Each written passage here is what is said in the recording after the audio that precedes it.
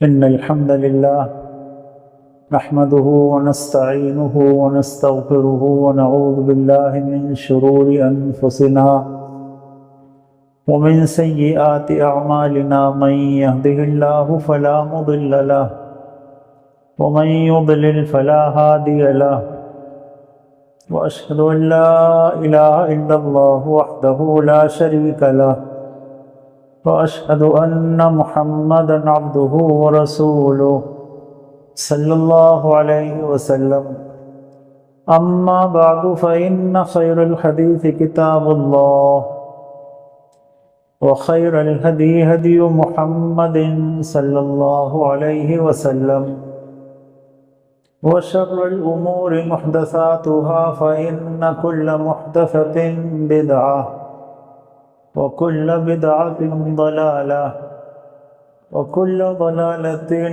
في النار أعوذ بالله من الشيطان الرجيم ومن يشاقق الرسول من بعد ما تبين له الهدى ويتبع غير سبيل المؤمنين نوله ما تولى ونصله جهنم وساءت مصيرا فقال الله تعالى فإن آمنوا بمثل ما آمنتم به فقد اهتدوا قال النبي صلى الله عليه وسلم لا تزال طائفة من أمتي منصورين على الحق لا يضرهم من خذلهم حتى يأتي أمر الله۔ تمام تعریفیں اللہ رب العالمین ہی کے لیے ہیں۔ وہ احکم الحاکمین ہے، مالک الملک ہے، وہی اس ساری کائنات کا خالق اور مالک ہے، اور وہی اکیلا اس پوری کائنات کے نظام کو چلاتا ہے۔ اس کا کوئی شریک نہیں، کوئی وزیر نہیں، کوئی مشیر نہیں۔ ہم سب اس کے بندے ہیں اور اس کی توحید کی گواہی دیتے ہیں۔ بے شمار درود و سلام نازل ہوں اللہ کے آخری نبی محمد الرسول اللہ صلی اللہ علیہ وسلم پر، اور آپ کی اولاد پر، آپ کی آل پر، آپ کے اصحاب پر، آپ کی ازواج پر، اور آپ کے متبعین پر۔ آج کی گفتگو کا عنوان ہے منہج سلف کیا ہے؟ منہج یہ عربی زبان کا لفظ ہے جس کا معنی ہوتا ہے راستہ۔ سلف بھی عربی زبان کا لفظ ہے جس کا معنی ہوتا ہے پچھلے گزرے ہوئے لوگ۔ یہ لفظ آپ حضرات نے سنا بھی ہوگا، اور میں سمجھتا ہوں کہ جانتے بھی ہوں گے اس کے بارے میں۔ کتنے لوگ اپنے نام کے ساتھ سلفی لکھتے ہیں، وہ اسی سلف سے ہے۔ اصطلاحی طور پر جب ہم شریعت کے احکام و مسائل بیان کرتے ہوئے اس لفظ کا استعمال کرتے ہیں تو اس کو کہتے ہیں اصطلاحی طور پر۔ میں نے جو پہلے ذکر کیا وہ ہے لغوی اعتبار سے، لفظی معنی کیا ہے، پچھلے گزرے ہوئے لوگ۔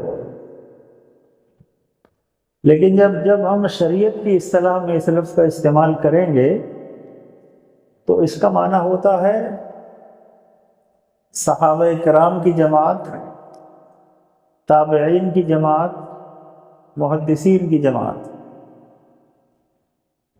اور محمد رسول اللہ صلی اللہ علیہ وسلم بھی ہمارے سلف ہیں، ہمارے اسلاف میں سے۔ یہ لفظ خالی سلف استعمال نہیں ہوتا ہے بلکہ سلف صالحین استعمال ہوتا ہے،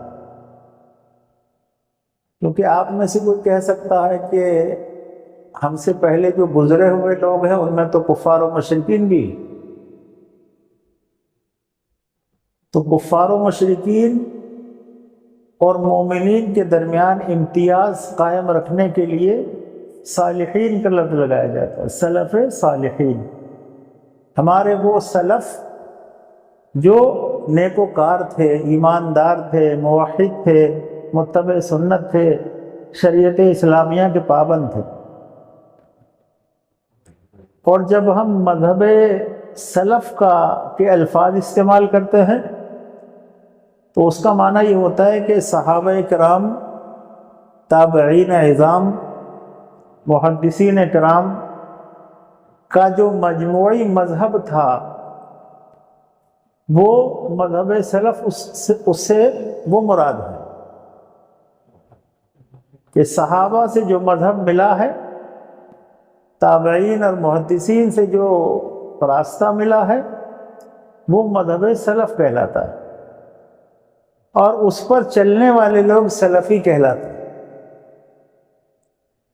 یہ بہت موٹی موٹی تعریف لغوی اعتبار سے اور اصطلاحی اعتبار سے میں نے آپ کے سامنے ذکر کی۔ لفظ سلف کا استعمال قرآن کریم کے مفسرین نے بھی کیا ہے اور احادیث بیان کرنے والوں نے اور شارحین حدیث نے بھی کیا۔ مثال کے طور پر سورہ بنی اسرائیل کی ایک آیت ہے، یوم ندعو کل اناس بامامہم، قیامت کے دن ہر امت کو اس کے امام کے ساتھ بلایا جائے گا، اس کے پیشوا کے ساتھ بلایا جائے گا۔ اب اس آیت کے لوگ اپنے اپنے حساب سے معنی بیان کرتے ہیں۔ جو لوگ اماموں کے مقلد ہیں وہ اس سے مراد لیتے ہیں کہ ہم اپنے امام کے ساتھ قیامت کے دن آئیں گے، یعنی حنفی امام ابو حنیفہ کے ساتھ، شافعی امام شافعی کے ساتھ، مالکی امام مالک کے ساتھ، اور حنبلی امام احمد کے ساتھ، اور بطور طعنہ یہ کہتے ہیں ہم لوگوں کو تم کس کے ساتھ آؤ، تم تو ان چاروں میں سے کسی کو مانتے نہیں۔ اللہ فرما رہا ہے یوم ندعو کل اناس بامامہم، کہ قیامت کے دن ہر جماعت کو اس کے امام کے ساتھ بلایا جائے۔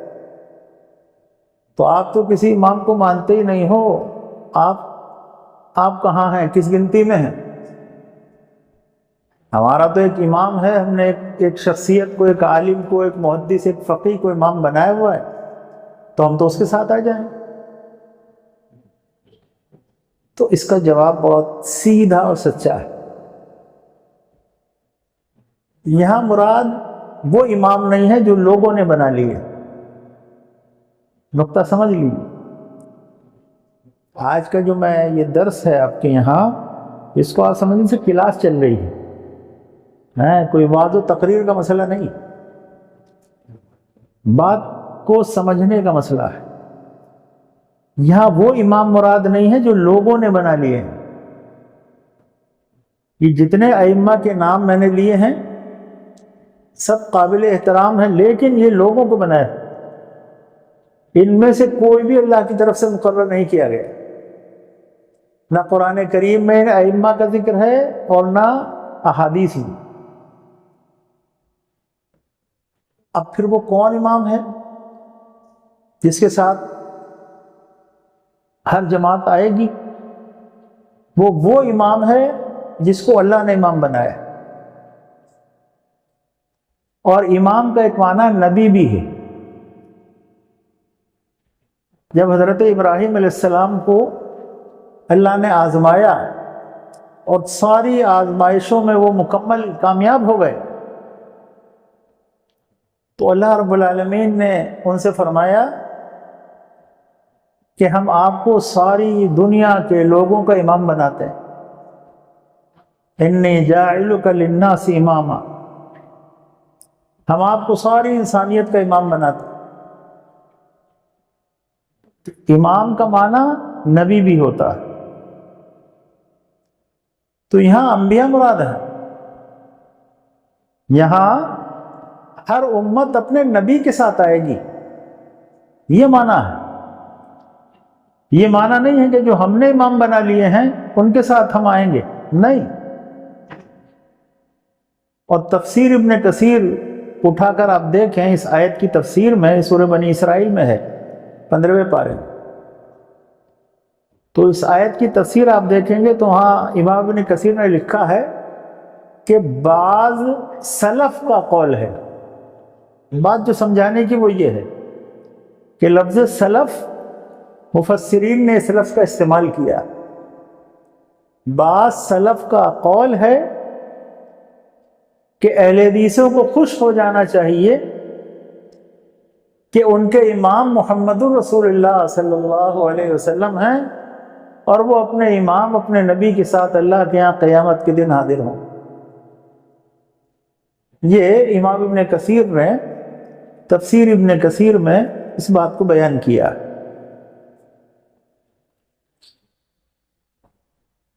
کہ بعض سلف کا قول ہے کہ اس میں اہل حدیث کی بہت بڑی فضیلت ہے، اس لیے کہ ان کے امام محمد صلی اللہ علیہ وسلم.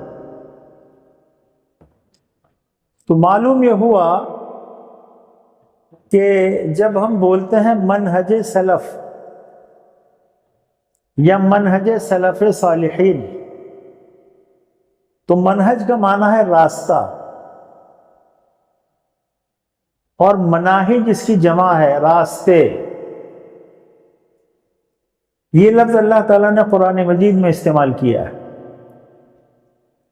سورہ مائدہ میں 48 نمبر کی آیت ہے جس میں اللہ تعالیٰ نے فرمایا کہ لِكُلٍّ جَعَلْنَا مِنْكُمْ شِرْعَةً وَمِنْهَاجًا. اللہ تعالیٰ نے تم میں سے ہر ایک کے لیے دستور بنایا ہے اور راستہ دیا ہے، تمہیں راستہ بنایا ہے. تو شرعتم و منہاجا، شریعت یعنی دستور اور راستہ عطا کیا ہے. کون سا راستہ؟ شریعت کا راستہ. تو سلف صالحین سے مراد صحابہ کرام کی جماعت اور ان کے بعد ان کے شاگردوں کی جماعت یعنی تابعین کی جماعت، ان کے بعد محدثین اور فقہاء اسلام کی جماعت. ان سب کے راستے اور ان سب کے مذہب پر اور قرآن و حدیث کو ان کے فہم کے مطابق سمجھنے والے لوگ، عمل کرنے والے لوگ سلفی کہلاتے ہیں، اور وہی منہج سلف پر ہے. بات آ گئی سمجھ میں؟ آ گئی نا؟ بات آ گئی؟ اب یہ صحابہ کرام کی جماعت، یہ اللہ تعالیٰ کے خاص بندوں کی جماعت تھی. ان کے بعد ان کے شاگردوں کی جماعت جنہیں ہم تابعین کہتے ہیں. ان کی کیا اہمیت ہے؟ یہ بڑے خاص لوگ گزرے ہیں. قرآن مجید میں اللہ رب العالمین نے ان سے رضامندی کا اعلان کیا، رضی اللہ عنہم ورضوا عنہ. اور نبی کریم صلی اللہ علیہ وسلم نے بھی احادیث میں اپنے صحابہ کے فضائل بیان کیے. قرآن کریم کی جو آیت میں نے پڑھی ہے سورہ نساء کی آیت، وَمَن يُشَاقِقِ الرَّسُولِ مِن بَعْدِ مَا تَبَيَّنَ لَهُ الْهُدَى وَيَتَّبِعْ غَيْرَ سَبِيلِ الْمُؤْمِنِينَ نُوَلِّهِ مَا تَوَلَّى وَنُصْلِهِ جَهَنَّمَ وَسَاءَتْ مَصِيرًا. جس نے رسول کے آ جانے کے بعد پھر ان سے اختلاف کیا، ان کی مخالفت کی، رسول آ گئے اور اپنے ساتھ ہدایت لے آئے. وَمَن يُشَاقِقِ الرَّسُولِ مِن بَعْدِ مَا تَبَيَّنَ لَهُ الْهُدَى، اور ہدایت واضح ہو گئی۔ پھر جس شخص نے بھی نبی سے اور ان کی لائی ہوئی ہدایت سے اختلاف کیا، وَيَتَّبِعْ غَيْرَ سَبِيلِ الْمُؤْمِنِينَ، اور غیر مومنین کے راستے کی اتباع کی، نُوَلِّهِ مَا تَوَلَّى، ہم ان کی رسی ڈھیلی چھوڑ دیتے ہیں، وَنُصْلِهِ جہنم، اور ان کا ٹھکانہ جہنم ہے، وَسَاءَتْ مَصِيرًا، جو بہت برا ٹھکانہ ہے۔ آیت اپنے معنی اور مفہوم میں واضح ہے، اور بڑی اہم آیت ہے منہج و مسلک کو سمجھنے کے لیے کہ ہمیں کن لوگوں کے راستے پر چلنا ہے، دین میں کن کے فہم کو اختیار کرنا ہے، اور کن کے فہم کی روشنی میں دین، کتاب و سنت کو سمجھنا ہے۔ یہاں اللہ نے فرمایا وَيَتَّبِعْ غَيْرَ سَبِيلِ الْمُؤْمِنِينَ، جنہوں نے غیر مومنین کا اتباع کیا۔ اب غیر مومنین کا الٹ کیا ہے؟ کون بتائے گا؟ مومنین، یعنی جو مومنین کے راستے پر نہیں چلا، مومنین کے راستے کی پیروی نہیں کی، اس کے لیے جہنم ہے۔ اب یہ مومنین کون ہیں؟ جب یہ آیت نازل ہوئی تو مومنین کون تھے؟ صحابہ کرام تھے، ابو بکر تھے، عمر تھے، عثمان تھے، علی تھے، عبد الرحمن ابن عوف تھے، زبیر تھے، سعد تھے، سعید تھے، بے شمار صحابہ کرام، یہ سارے مومنین موجود ہیں۔ رسول اللہ صلی اللہ علیہ وسلم کے صحابہ کی جماعت یہ ہیں مومنین اولین، سب سے پہلے مومن۔ تو جو ان کے راستے پر نہیں چلا، رسول کے سے اختلاف کیا، تو نُوَلِّهِ مَا تَوَلَّى وَنُصْلِهِ جہنم، ہم اس کی رسی ڈھیلی چھوڑ دیتے ہیں اور اس کا ٹھکانہ جہنم۔ یہ آیت ہمیں بتاتی ہے کہ ہمیں کتاب و سنت پر منہج سلف یا منہج صحابہ کی روشنی میں عمل کرنا۔ کیوں؟ کہ ان لوگوں نے براہ راست اللہ کے رسول صلی اللہ علیہ وسلم سے قرآن سیکھا، ان لوگوں نے براہ راست رسول اللہ صلی اللہ علیہ وسلم کو قرآن مجید پر عمل کرتے ہوئے دیکھا، ان لوگوں نے رسول اللہ صلی اللہ علیہ وسلم کی صحبتیں اٹھائیں، بیٹھے آپ کے پاس، ان لوگوں نے رسول اللہ صلی اللہ علیہ وسلم کے پیچھے نمازیں پڑھیں، ان کے سامنے قرآن نازل ہوتا تھا، وہ غزوات میں آپ کے ساتھ شریک رہے، سفر میں آپ کے ساتھ شریک رہے، اور بغیر کسی درمیانی واسطے کے آپ سے دین سیکھتے رہے۔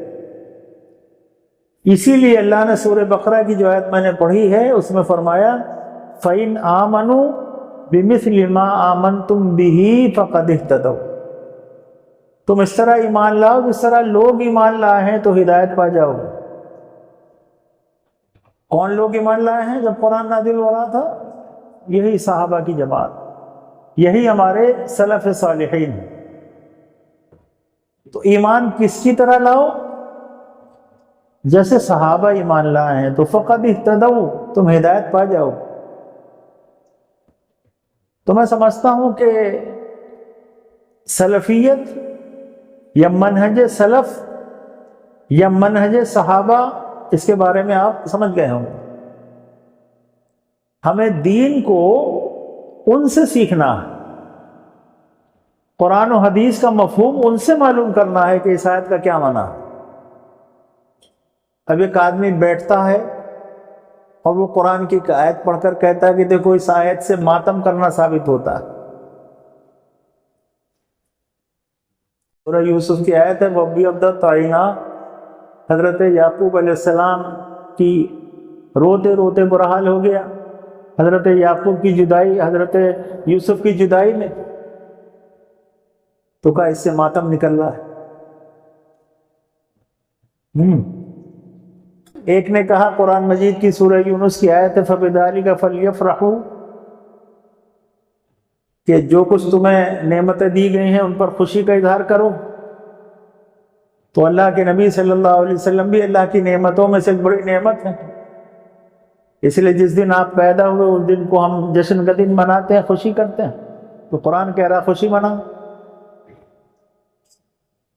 یہ سارے مطالب آج کل قرآن سے لیے جا رہے ہیں، ہر شخص اپنے مطلب کی چیز قرآن سے اخذ کرنے کی کوشش کر رہا ہے، لیکن ہمارا مسلک کیا ہے، ہمارا طریقہ کار کیا ہے؟ ہم یہ سوال کریں گے کہ تم جس آیت سے ماتم نکال رہے ہو، کیا اس آیت سے حضرت علی رضی اللہ عنہ نے بھی ماتم نکالا؟ انہوں نے اس کا مفہوم ماتم لیا؟ عثمان ابن عفان نے لیا، عمر ابن خطاب نے لیا، ابو بکر صدیق نے لیا رضی اللہ عنہم؟ کیا انہوں نے یہی معنی لیا؟ جواب میں نفی نہیں، وہ معنی بیان کرو جو انہوں نے لیا ہے، چونکہ سب سے پہلے تو انہوں نے قرآن کو سمجھا۔ آپ کے فہم کو ہم معیار نہیں مانتے، ان کی فہم کو معیار مانتے ہیں۔ بات سمجھ رہے ہیں نا؟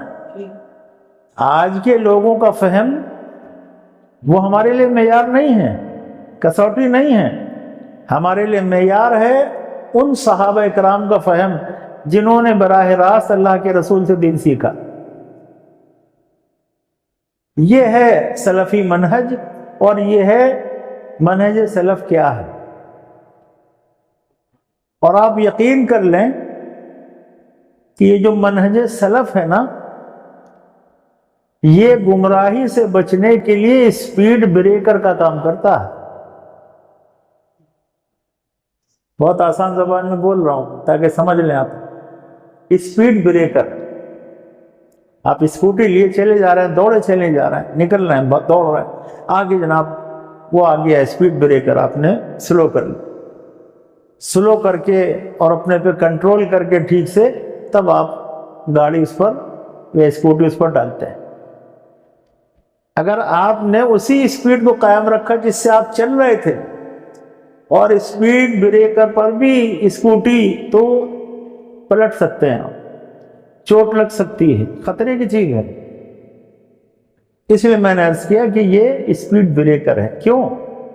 کہ ہمارے سامنے کوئی بھی آئے، کہیں سے بھی آئے، اور وہ اپنے مطلب کی چیز قرآن مجید سے بیان کرے کہ دیکھو یہ اس آیت میں لکھا، تو ہم اس سے یہ سوال کریں گے اس آیت کا مفہوم جو تم بیان کر رہے ہو، یہ صحابہ نے بیان کیا ہے، تابعین نے بیان کیا ہے، محدثین نے بیان کیا ہے؟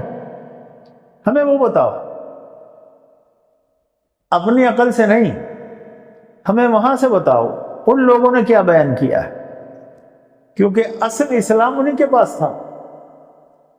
بعد میں تو لوگوں نے بہت ساری چیزیں داخل کر دیں، جس کو چھانٹتے چھانٹتے برا حال لوگوں کا ہو رہا ہے، اور لوگ کہنے پر مجبور ہیں بھائی کس کس کو بدعت کہوگے، تم تو ہر کام کو بدعت کہہ رہے ہو۔ کہتے ہیں نا لوگ، میں تمہارے یہاں کوئی کام ہے بھی درست، ہم جس کام کو بولتے تو مجھے بدعت کہہ دیتے، ہم جس مسئلے کو بیان کرتے تم کہتے یہ شرک ہے، تو کچھ چھوڑو گے کہ نہیں؟ اتنا سارا ملبہ لوگوں نے لا کر اسلام کے اوپر ڈالنے کی کوشش کی ہے کہ جب اس کو صاف کرتے ہیں تو لوگ کہتے ہیں کہ بھائی تم تو چھوڑو گے نہیں کچھ۔ اصل اسلام موجود ہے اور قیامت تک موجود رہے گا، دنیا کی کوئی طاقت اسے مٹا نہیں سکتی، اس میں تبدیلی نہیں لا سکتی۔ اس کو پختگی سے اس پر ایمان رکھنے کی ضرورت ہے کہ اصل دین آج بھی موجود ہے اللہ کی کتاب اور نبی صلی اللہ علیہ وسلم کی سنت میں، اور قیامت تک موجود رہے گا۔ اور یہ جو آپ جمعے کے دن خطبہ سنتے ہیں، حمد و ثنا کے بعد ایک حدیث آپ برابر سنتے ہیں، کون بتائے گا کون سی حدیث خطیب صاحب بیان کرتے ہیں؟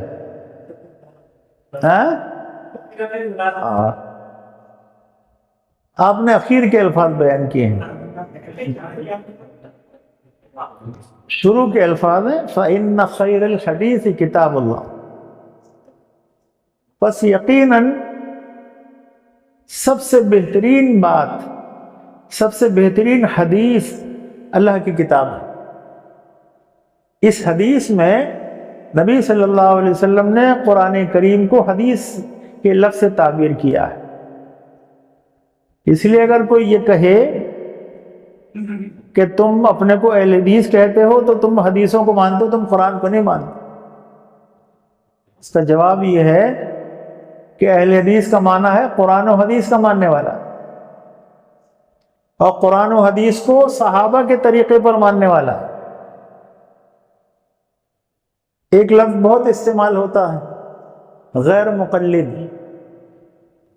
ہوتا ہے نا، بعض مولوی تو اہل حدیث لینا گناہ سمجھتے ہیں، یہ نام لینا، وہ ہمیشہ جب منہ کھولے گا غیر مقلد غیر مقلد غیر مقلد یہ کہتا ہے، غیر مقلد یہ کرتا ہے، وہ فلاں مسجد غیر مقلدوں کی، تو ہم غیر مقلد نہیں ہیں۔ بات سمجھ رہے ہیں؟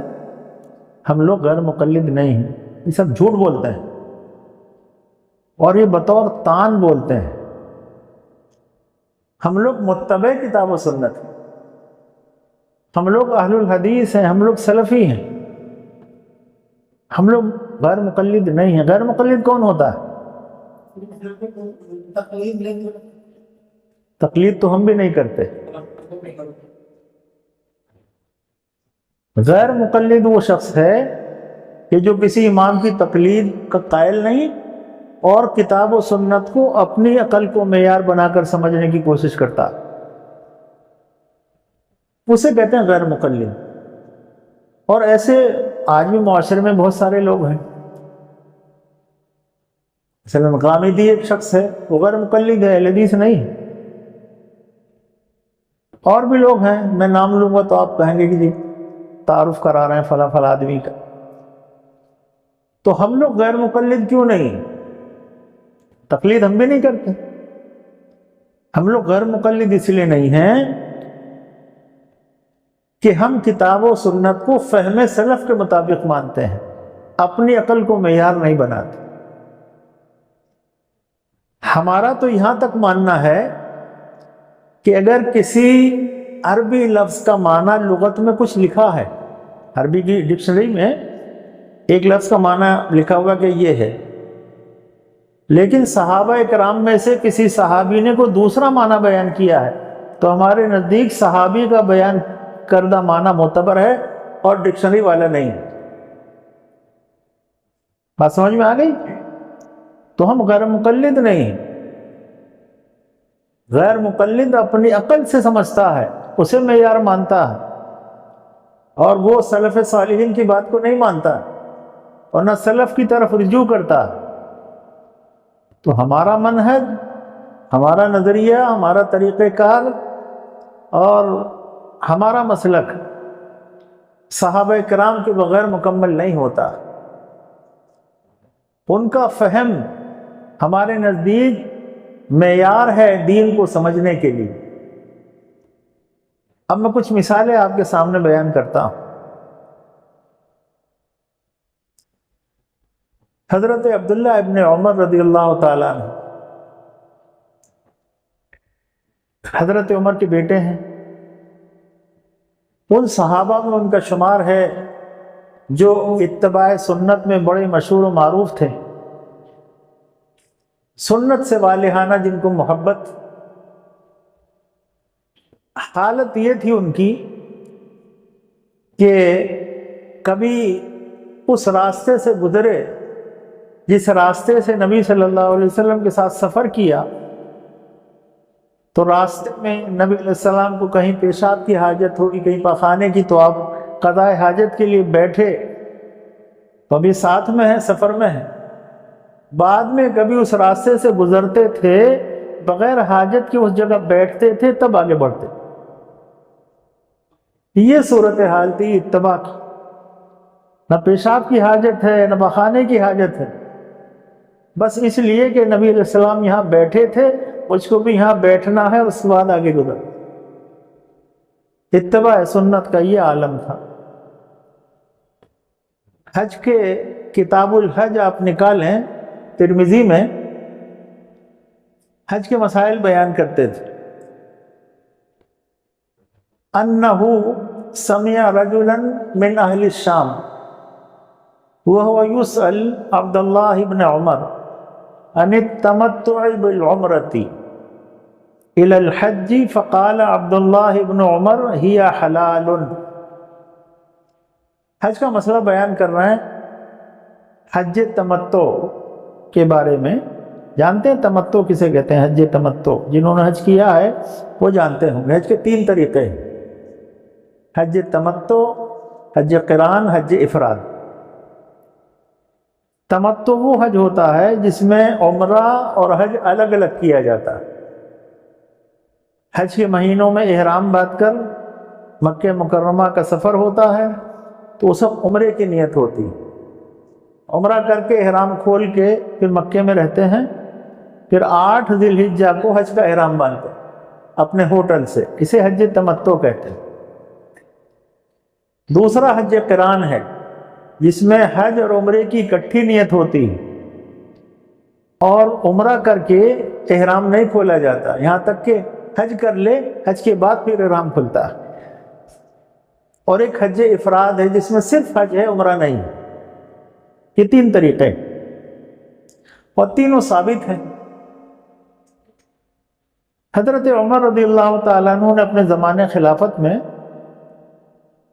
بعض وجوہات کی بنا پر لوگوں کو حج تمتع کرنے سے منع کیا کہ کوئی آدمی تمتع کا احرام نہ باندھے، قران کا یا افراد کا احرام. خلیفۃ المسلمین تھے. کسی جائز چیز کا جب غلط استعمال ہوتا ہے تو خلیفہ کو اصلاح کے لیے اس پر کچھ دنوں کے لیے پابندی لگانے کا اختیار ہے. تو بطور بنیت اصلاح انہوں نے روک لگائی. انہی ایام میں شام سے ایک آدمی حج کرنے آیا اور ان کے صاحبزادے حضرت عبداللہ ابن عمر سے ملاقات ہو گئی.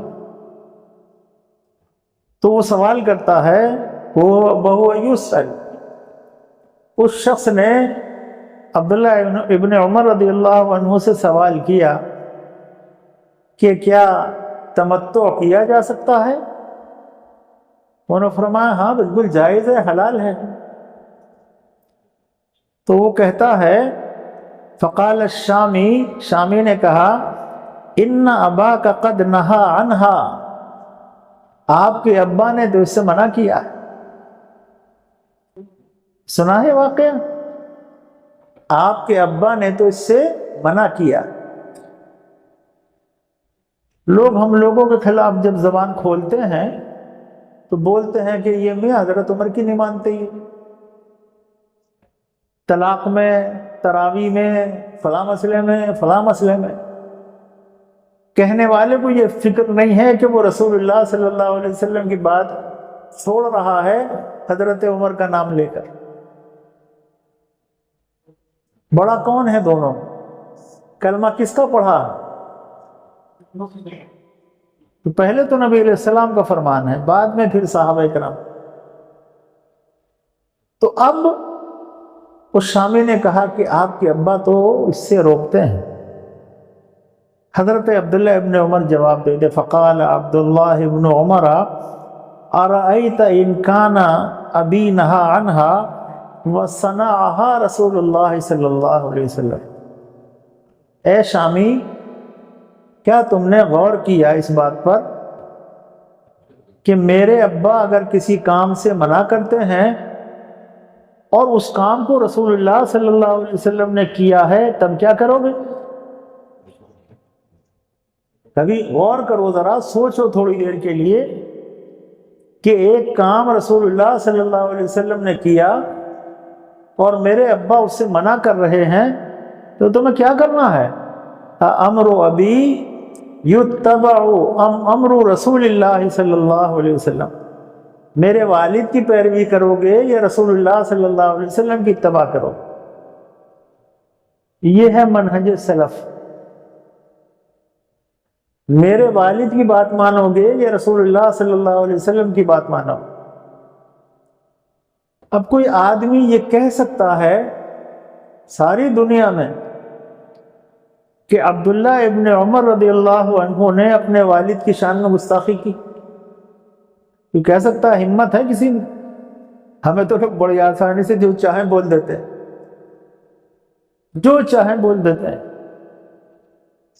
لیکن کوئی ہو جرأت مند جو حضرت عبداللہ ابن عمر کو کہے کہ تم نے اپنے باپ کی گستاخی کی، باپ کی شان میں یہ کہا ہے وہ کہا، تو سیدھی سیدھی بات کر رہے ہیں کہ ایک کام اللہ کے نبی صلی اللہ علیہ وسلم نے کیا ہے اور میرے ابا اس کو منع کرتے ہیں، تو کس کی بات مانو گے؟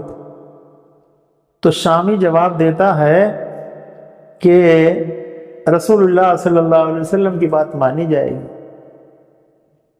فقال الرجل بل امر رسول اللہ صلی اللہ علیہ وسلم، فقال، پھر ابن عمر نے کہا لقد صنعها رسول اللہ صلی اللہ علیہ وسلم، جبکہ بلا شبہ یقیناً وہ کام رسول اللہ صلی اللہ علیہ وسلم نے کیا۔ تو میرے بھائیوں، یہاں جو سمجھنے کی بات ہے وہ یہ ہے کہ دلیل کی بنیاد پر، حدیث کی بنیاد پر، عمل نبوی کی بنیاد پر اگر کسی کا قول، کسی کا فتویٰ چھوڑا جا سکتا ہے تو اسے چھوڑنا چاہیے۔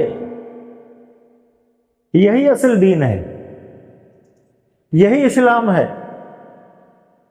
کیونکہ ساری دنیا میں جتنے لوگ بشمول صحابہ کرام ہوئے ہیں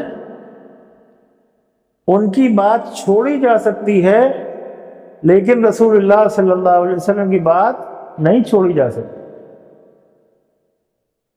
تو حضرت عبداللہ ابن عمر رضی اللہ عنہ نے اپنے والد کے آرڈیننس کے مقابلے رسول اللہ صلی اللہ علیہ وسلم کے فرمان کو ترجیح دی،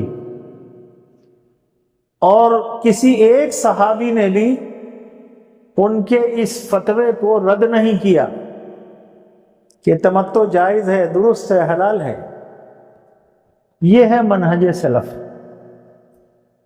کہ اگر کسی صحابی کے قول اور رسول اللہ صلی اللہ علیہ وسلم کے فرمان کے درمیان ٹکراؤ آتا ہے تو رسول اللہ صلی اللہ علیہ وسلم کی بات مانی جائے گی اور باقی کی بات چھوڑ دی جائے گی۔ اب ایک اور مثال میں آپ کو دیتا ہوں۔ ابو داود میں روایت موجود ہے، حضرت عثمان بن عفان رضی اللہ عنہ کے زمانے کا واقعہ ہے، وہ خلیفہ تھے۔ 4480 نمبر پر ابو داؤد نے یہ واقعہ لکھا ہے کتاب الحدود میں۔ ایک شراب کے الزام میں ایک شخص کو لایا گیا، دو لوگوں نے گواہی دی کہ ہاں میں نے اس کو شراب پیتے دیکھا ہے، دوسرے نے کہا میں نے اسے الٹی کرتے دیکھا، اور اتفاق سے وہ ان کا رشتہ دار تھا حضرت عثمان بن عفان رضی اللہ عنہ کا۔ پختہ ثبوت نہیں مل رہے تھے شراب پینے کے، لیکن اس کے باوجود بھی انہوں نے اسے کوڑے لگانے کا حکم دیا تاکہ لوگ یہ نہ کہیں کہ رشتہ دار کو سزا سے بچا لیا۔ انہی گواہوں کی گواہی کو قبول کرتے ہوئے حضرت علی رضی اللہ عنہ سے فرمایا کہ آپ اس کو کوڑے لگائیں۔ انہوں نے اپنے بیٹے حضرت حسن سے فرمایا کہ حسن تم کوڑے لگاؤ۔ حضرت حسن رضی اللہ عنہ نے فرمایا کہ میرے بجائے وہی صاحب کوڑے لگائیں جن کی اس آدمی سے قربت زیادہ ہے، یعنی حضرت عثمان۔ پھر حضرت عبداللہ بن جعفر کو حکم دیا حضرت علی نے کہ تم کوڑے لگاؤ. کوڑے لگانے شروع کیے. عبداللہ بن جعفر کوڑے لگاتے تھے، حضرت علی گنتی کرتے تھے، 1 2 3 4 5 اس طرح. جب 40 کوڑے ہو گئے تو حضرت علی نے فرمایا حسبک، یعنی رک جاؤ، بس کرو. اور اس کے بعد جو جملہ انہوں نے کہا وہ منہج سلف ہے. جملہ یہ کہا کہ جلد النبی صلی اللہ علیہ وسلم 40، رسول اللہ صلی اللہ علیہ وسلم نے 40 کوڑے لگائے ہیں. وہ ابو بکر 40، اور ابو بکر نے بھی 40 لگائے ہیں. وہ عمر 80، اور عمر نے 80 لگائے ہیں. کل سنہ، یہ سب سنت ہے، 40 بھی اور 80 بھی. اللہ کے رسول نے 40 لگائے، ابو بکر صدیق نے 40 لگائے، عمر نے 80 لگائے. فرماتے ہیں کل سنہ، ولیکن وہذا احب الیہ، لیکن مجھے پسند یہ ہے کیا 40. حضرت عمر رضی اللہ تعالیٰ عنہ کے 80 کوڑے لگانے والے عمل کو بھی سنت قرار دیا، اس کو رد نہیں کیا، مطلب اس پر کوئی تنقید نہیں کی، لیکن عمل کس پر کیا؟ 40 پر. کہتے ھذا احب الیہ، مجھ کو پسند یہ ہے. اب مجھ سے کوئی آدمی سوال کرے کہ حضرت عمر رضی اللہ تعالیٰ عنہ نے 20 رکعت تراویح جاری کرائیں، کہتے ہیں نا لوگ، حالانکہ ثابت نہیں ہے، یہ ثابت نہیں حضرت عمر سے، لیکن تھوڑی دیر کے لیے مان لیں ثابت ہے، ہو جائے ثابت، اور وہ کہے جو آپ کیوں نہیں پڑھ رہے 20، تو میں حضرت علی کے اسی جواب کی روشنی میں کہوں گا کہ رسول اللہ صلی اللہ علیہ وسلم نے معاوتر 11 یا 13 رکعت پڑھی ہیں. ابو بکر صدیق نے اپنے زمانے میں مسجد میں جماعت ہی نہیں کرائی، اور آپ کے بقول حضرت عمر نے 20 پڑھی ہیں، پڑھوائیں.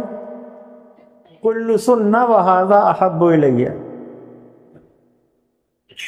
سمجھ گئے؟ سب درست ہے، لیکن ہم کو پسند وہ ہے جو نبی علیہ السلام نے کیا. ترجیح اسے حاصل ہے، یہ ہے منہج سلف. بات سمجھ میں آ رہی نا؟ 20 رکعت حضرت عمر سے بھی صحیح سند سے ثابت نہیں ہے، لیکن سامنے والے کی بات رکھ کے اگر ہم بول رہے ہیں تو پھر جواب ہمارا یہ ہے. ایک چھوٹا سا لطیفہ سنا دیتا ہوں آپ. ایک شخص نے، راجستھان میں ہے وہ، کچھ سوالات ہمارے پاس اس نے ایک صاحب کے ذریعے بھجوائے، میرے ان سوالوں کا جواب دو. تو میں نے الحمدللہ ان سوالوں کا جواب لکھا، وہ کتابی صورت میں چھپا ہے، جواب حاضر ہے، اس نام سے کتاب ہے. اچھا، وہ جواب جب میں نے اس کو لکھا اور جو بات سنانا چاہتا ہوں، جب میں وہاں پہنچا تو مجھے خود ہنسی آ گئی لکھتے لکھتے. اللہ نے ایسی بات ذہن میں ڈال دی، یہ اس کی مدد ہوتی ہے کبھی کبھی.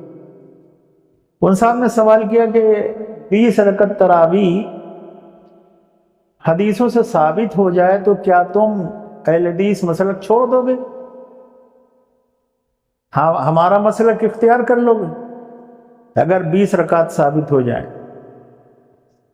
تو میں نے اس کے جواب میں لکھا کہ اگر 20 رکعت حدیث سے ثابت ہو جاتی ہیں تو ہم ان پر عمل کریں گے، اور حدیث پر ہی عمل کریں گے تو اہل حدیث رہیں گے.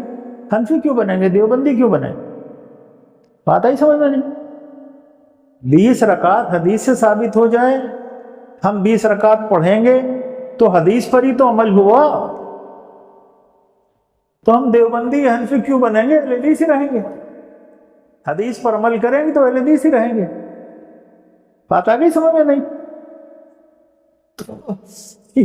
یہ لکھتے لکھتے مجھ کو بھی ہنسی آ گئی کہ اللہ نے بہت عمدہ جواب لکھوا دیا۔ سوچے تھوڑی دیر کے لیے، مثلا کوئی آدمی یوں کہے کہ صاحب رفع الیدین نہ کرنا ہم حدیث سے ثابت کر دیں گے، تو کیا تم چھوڑ دو گے اہل حدیث مسلک؟ نہیں، ہم تب بھی اہل حدیث رہیں گے، کیونکہ حدیث پر عمل کریں گے۔ اگر آپ یہ حدیث لے آئیں کہ یہ عمل منسوخ ہو گیا، صحیح حدیثوں سے ثابت کر دیں اور ہم اس کو چھوڑ دیں، تب بھی اہل حدیث رہیں گے، حدیث پر عمل کریں گے۔ تو ہم سے اہل حدیث مسلک تو کوئی چھڑوا نہیں سکتا۔ بات آئی سمجھ میں؟ نہیں؟ کوئی کتنے دلائل لے آئے اور وہ دلائل صحیح ہو اور ہم انہیں قبول کر لیں، تب بھی ہم اہل حدیث رہیں،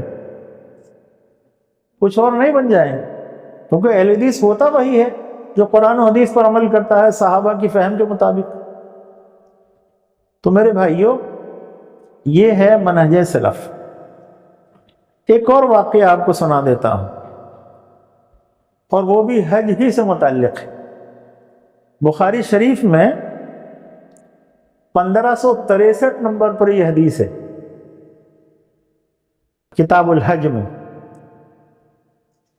حج کی تین بتائی تھی میں نے قسمیں، دوسری قسم ہے حج قران۔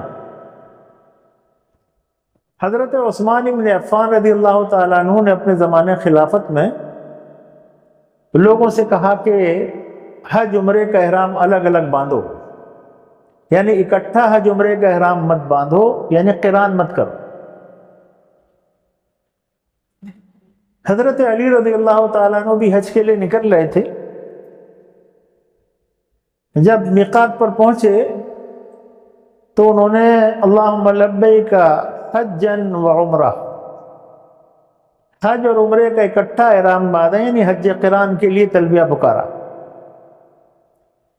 جو لوگ ان کے آس پاس تھے انہوں نے کہا کہ آپ کو معلوم ہے کہ خلیفۃ المسلمین نے حج عمرے کا اکٹھا احرام باندھنے کو منع کیا؟ تو ان کے علم میں تھا، معلوم تھا۔ ان کا ایک جملہ ہے بڑا زبردست، حضرت علی رضی اللہ تعالیٰ عنہ کا، صحیح بخاری میں، کہتے ہیں ما کنت لأدع سنت النبی صلی اللہ علیہ وسلم لقول احد، میں کسی شخص کے قول کی بنیاد پر رسول اللہ صلی اللہ علیہ وسلم کی سنت نہیں چھوڑ سکتا۔ تاریخی جملہ ہے، سنہرے حروف سے لکھا جانے والا جملہ ہے کہ ما کنت لأدع سنت النبی صلی اللہ علیہ وسلم لقول احد، کہ میں کسی شخص کے قول کی بنیاد پر رسول اللہ صلی اللہ علیہ وسلم کی سنت نہیں چھوڑ سکتا۔ اب یہاں کون شخص ہے؟ وہ کوئی معمولی انسان نہیں ہے، خلیفۃ المسلمین عثمان بن عفان رضی اللہ تعالیٰ عنہ، تیسرے خلیفہ۔ بعد کے علماء کا تو مقام ہی کیا ہے ان کے آگے؟ بعد میں جو ائمہ اور محدثین و فقہاء آئے ہیں ان کی تو حیثیت کیا ہے ان کے آگے؟ کچھ بھی نہیں۔ یہ ہے سلفی منہج، یہ ہے صحابہ کا راستہ، یہ ہے فہم سلف۔ تو میرے بھائیوں، یہاں ایک بات اور سمجھنے کی ہے، اختلاف کیا دلائل کی بنیاد پر، لیکن احترام نہیں چھوڑا۔ کیا سمجھے آپ؟ حضرت عثمان سے بھی اختلاف ہوا، حضرت عمر سے بھی اختلاف ہوا ان کے بیٹے کا، لیکن احترام نہیں چھوڑا۔ آج ہمارے یہ ماحول نہیں ہے۔ ہمارے یہاں اگر معمولی سا بھی اختلاف کسی عالم سے ہو جاتا ہے تو ہم اس عالم کی شان میں گستاخیاں اور بے ادبیاں کرنے کو صحیح سمجھ لیتے ہیں۔ اختلاف کا ہو جانا دلائل کی بنیاد پر یہ فطری چیز ہے، ضد کی بنیاد پر نہیں ہونا چاہیے کہ میں جس چیز کو مان رہا ہوں اس کا غلط ہونا اگر ثابت بھی ہو جائے گا تب بھی نہیں چھوڑوں گا کیونکہ میں کر رہا ہوں. یہ ضد اسلام میں جائز و درست نہیں ہے. اختلاف کے باوجود علماء کا احترام لازم. کسی بھی صاحب علم کی شان میں گستاخی یہ سلفی منہج کے خلاف ہے. سلفیت اور سلفی منہج میں تکفیر کے بھی کچھ اصول ہیں. تکفیر، کسی کو کافر کہنا. آج کل یہ بھی بہت ہوتا ہے، بڑی آسانی سے کسی کو بھی آدمی کافر کہہ دیتا ہے. تو میرے بھائیوں، کسی کو بھی کافر کہنے سے اپنی زبان کو روکیں، احتیاط کا پہلو اختیار کر. کیونکہ نبی صلی اللہ علیہ وسلم کا یہ فرمان ہے کہ اگر کوئی شخص کسی کو کافر کہتا ہے اور وہ اللہ تعالیٰ کے یہاں کافر نہیں ہے تو وہ کفر کہنے والے کی طرف پلٹ کر آ جاتا ہے. اس لیے منہج سلف میں تکفیر کے کچھ اصول بیان کیے گئے. اول تو یہ کہ ہر آدمی کو یہ اختیار نہیں ہے کہ وہ کسی بھی مسلمان کو کافر کہے، چاہے وہ کیسا ہی ہو، کتنا بدعقیدہ ہو. کسی عام مسلمان کو، حتیٰ کہ عام عالم کو بھی اختیار نہیں ہے. وہ علماء جو منصب اجتہاد پر فائز ہیں، اجتہاد پر کے منصب پر جو علماء فائز ہیں، مجتہد ہیں. جانتے ہیں مجتہد کون ہوتا ہے؟ وہ عالم دین مجتہد کہلاتا ہے کہ جو قرآن کریم کی تمام تفاسیر کا علم رکھتا ہو، عربی زبان کا مکمل علم رکھتا ہو، تفسیر کے اصولوں سے واقف ہو، احادیث کے صحیح اور ضعیف ہونے کا پورا علم رکھتا ہو، ائمہ اور فقہا کے مذاہب اور ان کے اقوال سے واقف ہو. اتنا سب کچھ جاننے کے بعد آدمی مجتہد بنتا ہے. عام آدمی کی بات تو بہت دور کی ہو گئی. ایسا شخص کسی کے بارے میں فیصلہ کرنے کا مجاز ہے کہ فلاں شخص کافر ہے یا نہیں ہے. اچھا، جو اصول بیان کیے گئے ہیں علماء اصول نے، اس میں یہ ہے کہ ایک آدمی ایک کفریہ کام کر رہا ہے لیکن اسے علم نہیں ہے کہ یہ کام کفر ہے، وہ اسے دین اور اسلام ہی سمجھ رہا ہے، تو اس کو ہم کافر نہیں کہہ سکتے. بات سمجھ میں آ رہی کہ نہیں؟ اس کی لا علمی اور اس کی جہالت کو اسے فائدہ پہنچے گا. ہاں، اگر کوئی شخص جان بوجھ کر یہ جانتے ہوئے کہ فلاں عمل کفر ہے پھر اسے کرتا ہے تب وہ کافر ہے. بات آئی سمجھ میں؟ یہ جان رہا ہے کہ یہ کام کفر ہے، اس کے باوجود اسے جان بوجھ کر کر رہا ہے تب تو وہ کافر ہے. لیکن اسے پتہ ہی نہیں کہ یہ عمل کفر ہے، وہ اسے دین ہی سمجھ رہا ہے، تو اس کی بنیاد پر ہم اسے کافر نہیں کہہ سکتے. ایک آدمی ایک عمل کفر کر رہا ہے، میرے علم میں ہے، اس کے علم میں نہیں ہے، میں اس پر حجت قائم کروں، اسے سمجھاؤں، بتاؤں کہ تم جو کام کر رہے ہو یہ عمل کفر ہے اور ان دلائل کی بنیاد پر ہے، اور وہ انکار کر دیتا ہے، آپ کے صحیح دلائل ماننے کے لیے تیار نہیں ہوتا ہے. اب آپ نے اس پہ حجت قائم کر دی ہے، اب اس پر کفر کا فتویٰ عائد ہوگا، علماء اس کو کافر قرار دے سکتے ہیں. تو چھوٹے موٹے معمولی اصول نہیں ہیں، بہت اہم اصول ہیں. ایک آدمی وہ ہے جو عمل کفر کر رہا ہے لیکن اس کی تعویل کر رہا ہے. وہ تعویل کیا؟ مثال کے طور پر ایک آدمی غیر اللہ سے مانگ رہا ہے، اور وہ یہ عقیدہ رکھتا ہے کہ قرآن کریم میں غیر اللہ سے مانگنے سے متعلق جو آیات آئی ہیں ان سے مراد بت ہیں، اولیاء نہیں ہیں، یہ تعویل کر رہا ہے وہ۔ تو اس تعویل کی بنیاد پر وہ کفر سے تو بچ جائے گا، اس پر کفر کا کوئی عالم فتویٰ نہیں لگا سکتا، ہاں جب تک اس پر حجت تمام نہ ہو جائے، اسے آپ قائل معقول نہ کر لیں، اسے قائل کر لیں تب بھی نہیں مانتا وہ اور اسی عمل پر ڈٹا ہوا ہے، تب علماء اس کی طرف کفر کا انتساب کریں گے، ورنہ نہیں۔ اتنے بھاری بھرکم اصول ہیں، اس لیے ہر آدمی کسی کو بھی کلمہ گو کو کافر کہنے سے اپنی زبان کو روکے۔ ہم کسی شخص کو جہنمی نہیں کہہ سکتے متعین کر کے کہ فلاں جہنمی ہے، کیوں؟ کیا معلوم ہے اس نے رات کو اللہ سے توبہ کر لی ہو اور اللہ نے اس کو گناہ معاف کر دی۔ میں کون ہوں متعین کر کے اسے کہا؟ ہم یہ تو کہیں گے کہ فلاں فلاں اعمال ایسے ہیں جن کو کرنے والے جہنم میں جائیں، آپ سمجھ گئے نہیں؟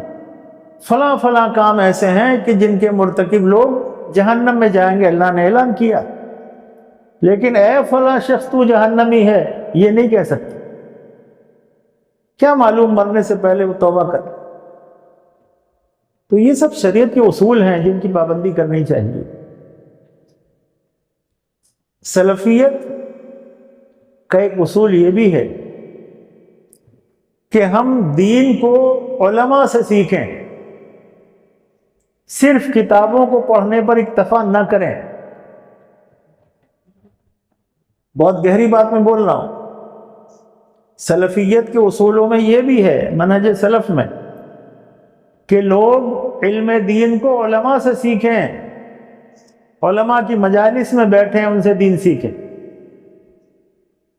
اس کا مطلب یہ ہرگز نہیں ہے کہ آپ 8 سال کے لیے کسی مدرسے میں ہر آدمی داخلہ لے لیں، نہیں، ہر آدمی کے لیے ممکن نہیں ہے، لیکن ہر آدمی کے لیے یہ ضروری ہے کہ وہ اپنے اپنے علاقے میں علماء کتاب و سنت کے پاس ان کی مجالس میں بیٹھ کر دین سیکھیں، ان سے سمجھیں قرآن مجید کو، ان سے سمجھیں احادیث کو، صرف سیلف اسٹڈی پر انحصار نہ کریں کہ بس میں نے تو صاحب بخاری میرے گھر میں رکھی ہے، اب مجھ سے بڑا مولوی کون ہے، مسجد کے امام کو میں خاطر میں نہیں لا رہا ہوں، میں انہیں کیا بتا، میرے گھر میں تو مسلم بھی ہے، مشکات بھی ہے، اور فلاں بھی ہے، اور فلاں بھی ہے۔ ٹھیک ہے آپ کے گھر میں ہیں اور آپ بہت اچھے آدمی ہیں کہ آپ نے اپنے گھر میں حدیث کی کتابیں رکھی ہوئی ہیں، لیکن میرے بھائیوں، کوئی آدمی ڈاکٹری کی کتابیں لا کے گھر میں رکھ لے اور کہ میں ڈاکٹر ہوں، ہو جائے گا؟ وہ کسی ڈاکٹر سے ان کتابوں کو پڑھنا پڑے گا، اور ڈاکٹر بہت ساری چیزوں کی ڈیفینیشن آپ کو بتائے گا، آپ تب سمجھیں گے۔ اسی لیے سیلف اسٹڈی پر اکتفا نہیں، علماء کی مجالس میں بیٹھیں، علماء کی باتیں سنیں، علماء سے دین کو سمجھیں اور سیکھیں، اور اگر کبھی کسی مسئلے میں کچھ سمجھ میں نہ آئے تو ان سے بڑے عالم سے رجوع کر لیں۔ ہمارے یہاں تو الحمدللہ ایک سے ایک بڑھ کر موجود ہیں۔ امام صاحب سے کوئی بات آپ پوچھ رہے ہیں، وہ جواب دے رہے ہیں، آپ کو سمجھ میں نہیں آ رہا ہے، ان کے کسی استاد سے پوچھ لیں، اور کسی بڑے عالم سے رجوع کر لیں۔ اور آج کل تو رابطہ بہت آسان ہے، ہر آدمی کے پاس میں دسیوں علماء کے نمبر ہوتے ہیں، موبائل ہر ایک کے ہاتھ میں ہے، پوچھ لیجئے کسی سے۔ تو پوچھ لینا، سوال کر لینا، یہ دین ہے۔ اللہ نے فرمایا فَاسْأَلُوا أَهْلَ الذِّكْرِ إِن كُنتُمْ لَا تَعْلَمُونَ، تم نہیں جانتے تو جاننے والوں سے سوال کرو، اہل ذکر سے پوچھو، ان سے مسئلہ پوچھو، سوال کرو۔ تو علماء سے جڑ کر رہنا، علماء سے اپنے آپ کو دور کر لینا، یہ معیوب اور بری بات ہے۔ اس آدمی کے گمراہ ہونے کے امکانات زیادہ ہیں جو اپنے کو علماء سے دور کر لیتا ہے، اور جو علماء سے جڑا رہتا ہے دین کو دین والوں سے سمجھتا ہے وہ ہدایت پر رہتا ہے، اس کی گمراہی کے امکان نہ ہونے کے برابر۔ اس نقطے کو ہمیشہ یاد رکھیں۔ آج کے دور میں نماز کے بجے عشاء کی جو فتنے اس کے واٹس ایپ کے ذریعے اور انٹرنیٹ کے ذریعے پھیل رہے ہیں، ان میں ایک یہ فتنہ بھی ہے کہ نوجوان لوگ جنہیں کچھ دینداری کی طرف رغبت ہوتی ہے، شوق ہوتا ہے، وہ علماء سے اپنے آپ کو دور رکھنے کی کوشش کرتے ہیں اور دوری بنا کے رکھتے ہیں، یہ سمجھ کر کہ ہم تو انٹرنیٹ سے سب چیزیں نکال لیں گے، انٹرنیٹ سے سمجھ لیں گے۔ تو میرے بھائیوں، اگر انٹرنیٹ سے ہی سارے کام ہونے لگتے تو نہ ان کتابوں کی ضرورت پڑتی، نہ علماء کی ضرورت پڑتی، نہ سمجھنے کی، نہ سمجھانے کی، نہ مجھ کو تقریر کرنے کی ضرورت پیش آتی۔ ہر آدمی جو چاہتا اپنے آپ سمجھتا اور اپنا آپ کرتا رہتا، یہ دین کیا ہے بچوں کا کھیل بن جاتا۔ تو دین کو بچوں کا کھیل نہیں بنانا چاہیے۔ ہر آدمی کو اپنی سطح کے مطابق رہنا چاہیے۔ میری کیا سطح ہے اور میری حدود کیا ہیں، لمٹ کیا ہے، اپنے لمٹ کے اندر ہر آدمی رہے، لمٹ سے باہر نہ جائے۔ جب بھی کوئی آدمی لمٹ سے باہر جانے کی کوشش کرتا ہے، اس سے بہت ساری غلطیوں کا صدور ہوتا ہے اور وہ پھر گمراہی کی طرف چلا جاتا۔ اگر میرے پاس اللہ کے فضل و کرم سے کچھ علم ہے تو مجھے علمی تکبر کا شکار نہیں ہونا چاہیے۔ علم عاجزی اور انکساری سکھاتا ہے، تکبر نہیں سکھاتا۔ ہم اپنے علماء کی تاریخ پڑھیں، ان کے واقعات پڑھیں تو آپ حیران رہ جائیں گے کہ ایسے ایسے لوگ جو علم کا پہاڑ ہوا کرتے تھے۔ امام مالک رحمۃ اللہ علیہ ہمارے اسلاف میں سے ہیں، مدینہ منورہ کی مسجد نبوی میں ان کا درس ہوتا تھا۔ امام شافعی ان کے شاگرد ہیں، بڑے بڑے ائمہ ان کے شاگرد ہیں۔ محدثین کی ایک لمبی چین ہے جو ان کے شاگرد اور شاگردوں کے شاگردوں پر مشتمل ہے۔ ایک مجلس میں آدمی ان سے سوالات کرتا ہے، اکثر سوالوں کے جواب میں کہتے ہیں لا ادری، میں نہیں جانتا، میں نہیں جانتا، میں نہیں جانتا۔ آج کے دور میں معمولی سا دین کا تھوڑے سا علم ہو جانے کے بعد اسے دیکھے کتنا بولتا ہے وہ آدمی، ہر مسئلے میں ٹانگ اڑائے گا، عالم کو نہیں بولنے دے گا، خود بولے گا، عالم کو اپنی بات منوانے کی کوشش کرے گا، جبکہ علمی طور پر اس کی کوئی حیثیت نہیں۔ امام مالک رحمۃ اللہ علیہ فرماتے ہیں لا ادری، میں نہیں جانتا۔ آدمی سوال پہ سوال کر رہا ہوگا، میں نہیں جانتا۔ آج کے دور میں ابھی وہ عالم حیات ہیں، مدینہ طیبہ کے سب سے بڑے محدث ہیں، شیخ عبد المحسن العباد حفظہ اللہ۔ مسجد نبوی میں ان کا درس ہوتا ہے، اب بڑے بڑے علماء آ کر ان کے درس میں بیٹھ کے سیکھتے ہیں، یعنی وہ علماء جنہوں نے پی ایچ ڈی کیا ہوا ہے وہ آ کر ان کے بخاری کے درس میں اور بلوغ المرام کے درس میں اور مسلم کے درس میں مسجد نبوی میں بیٹھتے ہیں۔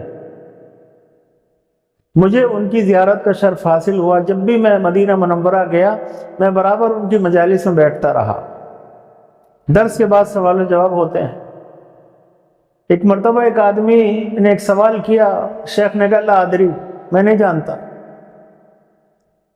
2-3 دن کے بعد وہ پھر آیا، سوال کیا، کہا لا ادری، میں نہیں جانتا۔ اب مدینے کے سب سے بڑے محدث ہیں، پھر سوال کرتا ہوں، کہتے ہیں لا ادری، میں نہیں جانتا۔ کہنے لگا آپ سارے لوگوں کے سوالوں کے جواب دے رہے ہیں، میرے سوال کے جواب میں آپ لا ادری کہہ رہے نہیں جانتا۔ سوال کیا تھا اس کا کہ میری بیوی حاملہ ہے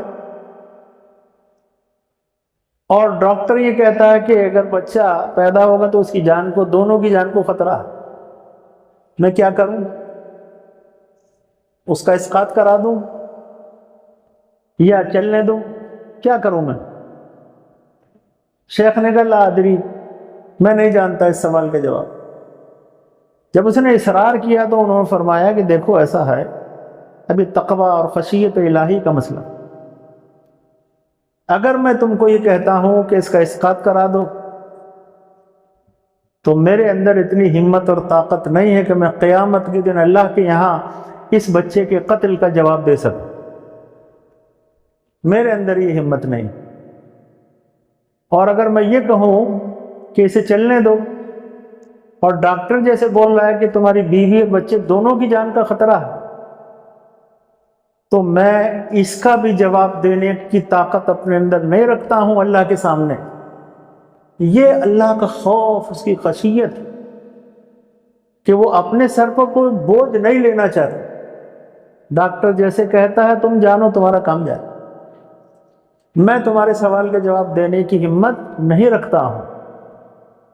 میرے بھائیوں، آج ہمارے نوجوانوں کا حال یہ ہے کہ وہ ہر سوال کا جواب دینے کے لیے تیار، آتا ہو یا نہ آتا ہو، جانتے ہو یا نہ جانتے ہو۔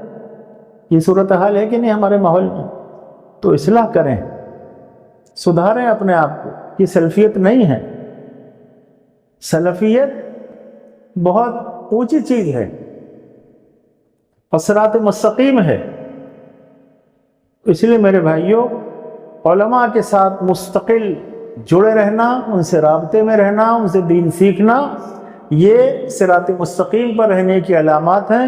اور علماء سے دوری بنانا، خصوصاً علماء کتاب و سنت سے، جن کی زندگیاں کتاب و سنت کی خدمت میں گزر گئی، رات دن پڑھنے پڑھانے میں گزر گئیں، ان سے اپنے آپ کو جوڑ کر رکھنا، ان سے استفادہ کرنا، ان سے دین کا علم حاصل کرنا، یہ ہے سلفی منہج۔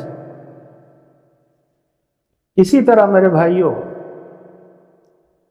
حاکم وقت،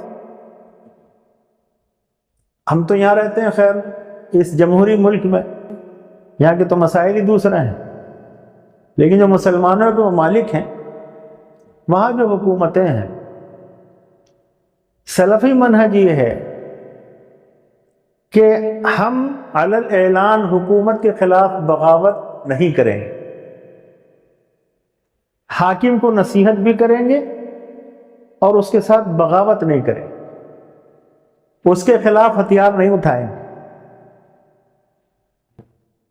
یہ سلفی منہج ہے۔ حاکم کیسا ہی ہو، اللہ اس سے اس کے اعمال کا اور اس کی ذمہ داریوں کا جواب لے گا، ہم اس کے مکلف نہیں ہیں۔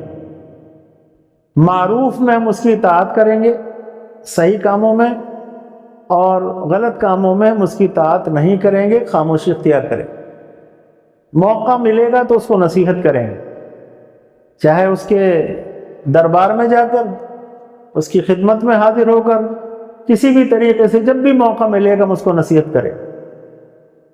یہ سلفی منہج۔ اس کے برخلاف وہ منہج بھی ہے جسے اخوانی کہتے ہیں کہ بغاوت کرو، قتل عام کرو، پبلک کو مارو، ملک میں بدامنی پھیلاؤ، بم پھوڑو۔ یہ سلفیت نہیں ہے، یہ اہل حدیثیت نہیں ہے۔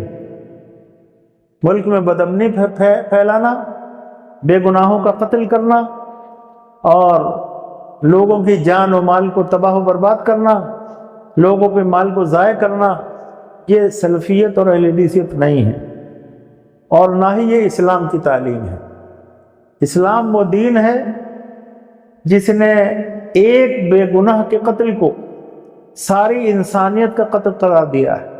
من قتل نفسا بغیر نفس او فساد فی الارض فکأنما قتل الناس جميعا ومن احیاها فکأنما احیا الناس جميعا۔ ایک شخص کا قتل ساری انسانیت کا قتل ہے، اور ایک انسان کی جان بچانا ساری انسانیت کی جان بچانا۔ اس لیے ٹیررزم اور دہشت گردی کی سلفیت میں کوئی گنجائش نہیں، کوئی دروازہ اس کے لیے نہیں کھلا۔ اہل حدیث مسلک، سلفی منہج ساری دنیا کو امن و سلامتی کا پیغام دیتا ہے اور حسب استطاعت لوگوں کے عقیدہ اور عمل کی اصلاح پر کام کرتا ہے، افراد سازی کا کام کرتا ہے، عوام کی اصلاح کا کام کرتا ہے، عقیدے کی اصلاح ہو، عمل کی اصلاح ہو، لوگ شرک سے بچیں، بدعات سے بچیں، خرافات سے بچیں، آپس میں میل محبت کے ساتھ رہیں، مسلکی اختلافات کی بنیاد پر ہم کسی کی تکفیر کے قائل نہیں ہیں۔ سن لیجیے، بہت اہم بات بیان کر رہا ہوں۔ ایک چیز ہے عقیدے کی خرابی، عقیدے کا اختلاف، اور ایک ہے مسائل کا اختلاف۔ مسائل کے اختلاف کی بنیاد پر ہم کسی کو گمراہ نہیں کہتے، سمجھ لیں اس نقطے کو۔ مسائل میں اختلاف کی بنیاد پر ہم کسی کو گمراہ نہیں کہتے۔ ہاں، اگر کسی کے یہاں عقیدے کی خرابیاں ہیں، ان خرابیوں کی بنیاد پر گمراہی کی بات کہی جا سکتی ہے، بشرطے کہ وہ خرابیاں اس کے اندر موجود ہوں، اور یہ بھی علماء کا کام ہے، عوام کا نہیں۔ صحابہ کرام اور ان کے بعد تابعین اور ان کے شاگردوں کا زمانہ، فقہاء اور ائمہ کا زمانہ آپ دیکھیں۔ حضرت شاہ ولی اللہ محدث دہلوی نے حجت اللہ البالغہ، ان کی بڑی عظیم کتاب ہے، اس میں لکھا ہے کہ فقہاء اور محدثین کے درمیان حلال و حرام تک کا اختلاف ہوتا تھا، لیکن اس کے باوجود ایک دوسرے کے پیچھے نمازیں پڑھتے تھے اور ایک دوسرے کا احترام کرتے تھے۔ کوئی کسی کو حرام خور نہیں کہتا تھا۔ ایک آدمی ایک چیز کو حرام کہتا ہے، دوسرا حلال کہتا ہے، تو حلال جو کہتا ہے، حرام کہنے والا اس کو حرام خور نہیں کہتا تھا۔ اتنے شدید اختلاف کے باوجود بھی میل محبت، ملنا جلنا، اٹھنا بیٹھنا اور ایک دوسرے سے علمی استفادہ، یہ ماحول تھا۔ آج یہ ماحول ہمارے معاشرے میں نہیں۔ معمولی مسائل میں اختلاف کی بنیاد پر ہم نے گروہ بنا لیے، جماعتیں بنا لی، فرقے بنا لی۔ اہل حدیث کو فرقہ نہیں ہے، اہل حدیث ایک نظریہ ہے، ایک طریقہ زندگی ہے، اس کو سمجھ لیجیے آپ۔ اہل حدیث کو فرقہ نہیں ہے، اہل حدیث اسلام کی سچی اور صحیح تعبیر ہے اور زندگی گزارنے کا ایک منہج اور طریقہ، یہ فرقہ نہیں ہے، ورنہ فرقہ واریت کی طرف دعوت دیتا۔ فرقہ کب بنتا ہے؟ جب شخصیات کی طرف آپ بلائیں گے، جب شخصیات کی طرف بلائیں گے، اور ہم شخصیات کی طرف دعوت نہیں دیتے۔ ہماری دعوت الی کتاب اللہ و الی سنت رسول اللہ علی فہم السلف الصالحین۔ ہماری دعوت اللہ کی کتاب کی طرف اور نبی صلی اللہ علیہ وسلم کی سنت کی طرف، اس طریقے پر ہے جس طریقے پر سلف صالحین نے کتاب و سنت پر عمل کیا اور اس کو سمجھا۔ تو شخصیات کی طرف آپ بلائیں گے تو پھر فرقے بنیں گے، اور کتاب و سنت کی طرف بلائیں گے اور منہج صحابہ کی طرف تو فرقے نہیں بنیں گے۔ تو میرے بھائیوں، ایک دوسرے کا احترام، مسلکی اختلاف کی بنیاد پر ایک دوسرے سے نفرت اور بغض، یہ نہیں ہونا چاہیے، اس سے مسلمانوں کا نقصان ہے۔ ہم محبت کے ساتھ، اچھے اخلاق کے ساتھ، اچھے الفاظ کے ساتھ لوگوں تک اللہ کے دین کو پہنچائیں، یہ اہل حدیثوں کی ذمہ داری ہے۔ اہل حدیث کی سب سے بڑی ذمہ داری ہے یہ کہ وہ اپنے علاقے میں اپنے دوسرے کلمہ گو بھائیوں کو کتاب و سنت کی طرف، فہم سلف کی طرف بلائیں۔ اور یہ بھی جان لیجئے کہ چاروں ائمہ اور ان کے علاوہ بھی جتنے ائمہ گزرے ہیں، سب ہمارے سلف صالحین ہیں، وہ اسلاف امت ہیں، وہ ائمہ ہدی ہیں۔ ہمیں کسی امام سے نفرت نہیں ہے، الحمدللہ ہم تمام ائمہ سے محبت کرتے ہیں اور دل کی گہرائی سے محبت کرتے ہیں اور سب کا احترام کرتے ہیں، کسی کی شان میں گستاخی کے قائل نہیں ہیں۔ ائمہ کے گستاخ کو ہم گمراہ سمجھتے ہیں جو ان کی شان میں گستاخیاں کرتا ہے۔ لیکن کسی امام کو نبی کے منصب پر نہیں بٹھاتے، بس یہ مسئلہ ہے۔ کسی امام کے فتوے اور ان کی بات کو حرف آخر نہیں سمجھتے۔ حرف آخر اگر کچھ ہے تو وہ محمد رسول اللہ صلی اللہ علیہ وسلم کی بات، اللہ تعالیٰ کی بات، حرف آخر۔